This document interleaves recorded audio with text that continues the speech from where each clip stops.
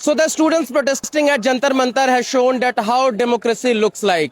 आखिरकार धर्मेंद्र प्रधान को इस्तीफा देना पड़ा। कहां तो बीते एक महीने से प्रोटेस्ट कर रहे इन स्टूडेंट्स को दहशतगर्दों की बी टीम कहा जा रहा था, लेकिन जब वो एकजुट हुए तो प्रधानमंत्री को भी अपना वक्तव्य देना पड़ा और आखिरकार धर्मेंद्र प्रधान को 24 घंटे की मोहलत देने के बाद इस्तीफा तक देना पड़ा। ये लोग एक्साइटेड होकर आ रहे हैं, कैसे देख रहे हैं? बहुत बम मारे हैं जी, हमें बहुत बम मारे हैं। आज तो लाठी भी पड़ी है पर हम जीत गए, बात खत्म। इस्तीफा दे दिया। आज इनने दिया है, कल और लोग देंगे। डिक्टेटरशिप खत्म करनी है। अच्छा, ये एक ऐसी चीज थी कि इतना कुछ हुआ उसके बाद भी सरकार बचा रही थी धर्मेंद्र प्रधान को। क्या ये ईगो पहली बार इस government ego on their peak ego. अब डिक्टेटरशिप खत्म होगी। इंडिया है, नॉर्थ कोरिया नहीं है, इंडिया है। सबसे ज्यादा पॉपुलेशन है यहाँ। जब इतने लोग खड़े होंगे तो कोई भी सरकार गिरेगी और कोई भी बनेगी। मुझे राजनाथ सिंह का वो वक्तव्य याद आता है जब उन्होंने कहा था कि यूपीए की सरकार नहीं है जहां पे मंत्रियों के इस्तीफे होते हैं, ये एनडीए की मजबूत सरकार है और यहाँ पर इस्तीफे नहीं होते। तो ये एक ईगो था इस गवर्नमेंट का और वो ये मानते थे कि जो उन्होंने एक बार तय कर लिया फिर वो कभी भी नहीं चेंज करने वाले। लेकिन आखिरकार युवाओं के सामने उन्हें झुकना पड़ा। बहुत सारे स्टूडेंट्स यहाँ और भी हैं, क्या सोच रही हैं?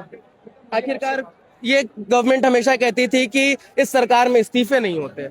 उनको पता चला है कि ये जो इशू है ये पूरे अक्रॉस कंट्री कटा है, अक्रॉस इनकम लेवल कटा है, अक्रॉस सोशल कैटेगरीज कटा है।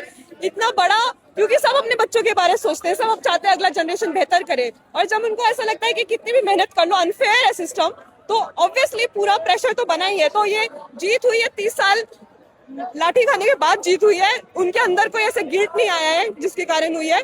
तो गुड फर्स्ट स्टेप, बट अभी बहुत आगे जाना है। Okay, so how do you see दहशतगर्दों की बी टीम से लेके स्टूडेंट्स के रूप में आइडेंटिफाई किए जाना उनकी नजरों में?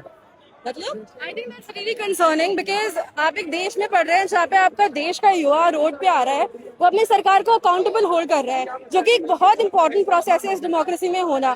ये सरकार पिछले जब से सत्ता में आई है तब से जो भी इनके खिलाफ बोले वो एंटी नेशनल है, चाहे वो जेएनयू के स्टूडेंट्स हो, चाहे वो फार्मर्स हो।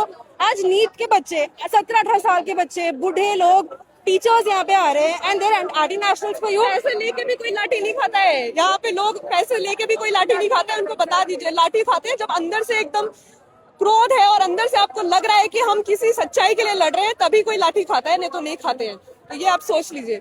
So will bring more reactions from the ground. अभी भी यहाँ स्टूडेंट्स का जो जोश है वो काफी ज्यादा हाई है और उनके लिए एक बहुत ही इमोशनल मोमेंट भी है।